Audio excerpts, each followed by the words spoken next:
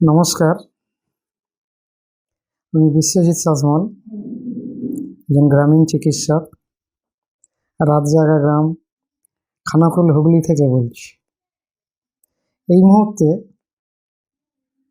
আমাদের এলাকায় ব্যাপক পরিমাণে একটা ভাইরাল ফ্লু, ভাইরাস জ্বর কম বেশি প্রায় প্রত্যেকটি বাড়িতে আক্রমণ করেছে। আমরা প্রত্যেকেই সেই সমস্যার মুখোমুখি।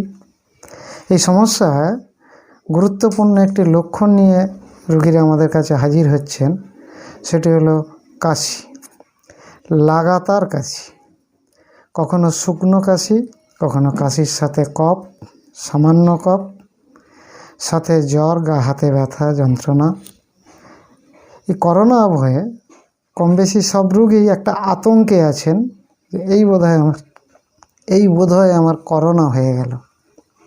তো এই মুহূর্তে আমার বলার যতটুকু উদ্দেশ্য সেটা হচ্ছে এই লক্ষণ কমানোর জন্য লক্ষণভিত্তিক চিকিৎসা। যেমন আমরা প্যারাসিটামল, গরম জলের ভাপ, ওআরএস নেওয়ার কথা বলছি।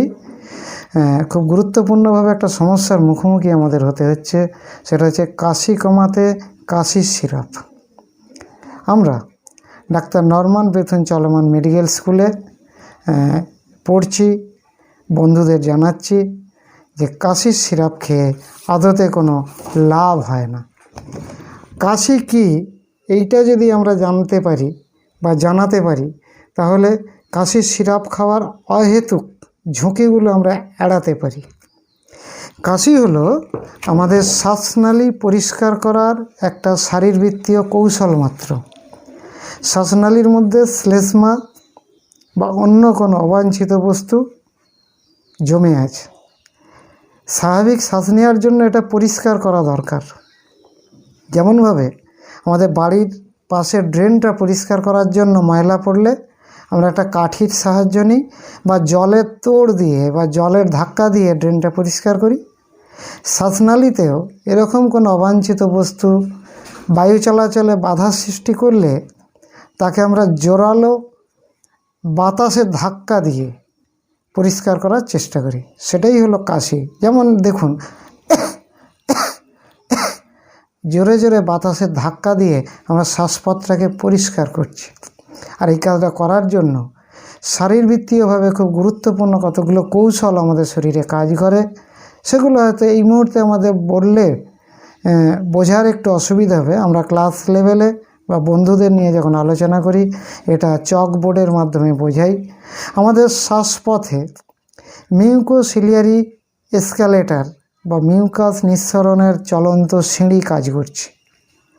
যা কিছু জমবে সেইটাকে খুব স্বাভাবিকভাবেই সে প্রতিনিয়ত মিনিটে কম বেশি 10 বার সিলিয়াগুলো একমুখী চলনের মাধ্যমে সেটা গলায় নিয়ে চলে আসবে, গলা থেকে কেসে ফেলে দেবে বা ঘেঁটে নেবে। কাশি বন্ধের সিরাপগুলোতে যে রাসায়নিক ব্যবহার করা হয় তার মধ্যে একটা গুরুত্বপূর্ণ উপাদান হলো antihistaminic phenylpropanolamine maleate, cetirizine, promethazine, levocetirizine, fexofenadine. এগুলো হিস্টামাইন 1কে আটকাতে গিয়ে মিউকাস নিঃসরণের চলন্ত সিঁড়িকে আটকে দেয়।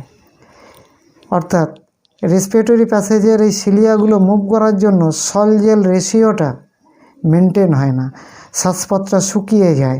সেই জন্য অবাঞ্ছিত বস্তুগুলো আরও জমে যাওয়ার বা আটকে যাওয়ার ঘটনা ঘটে।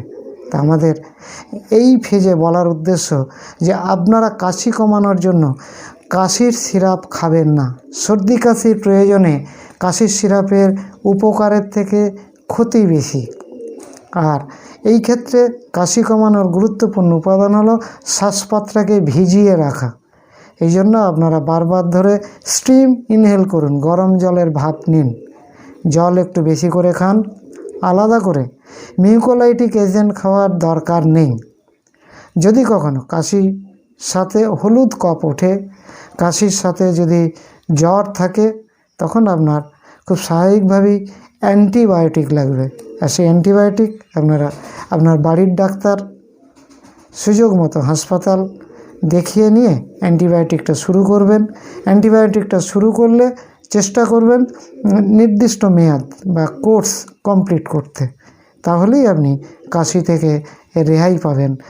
অযথা কাশি বন্ধের এই সকল রাসায়নিকগুলো খেয়ে নিজের সমস্যা বাড়াবেন না।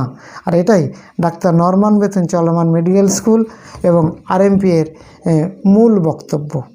ধন্যবাদ।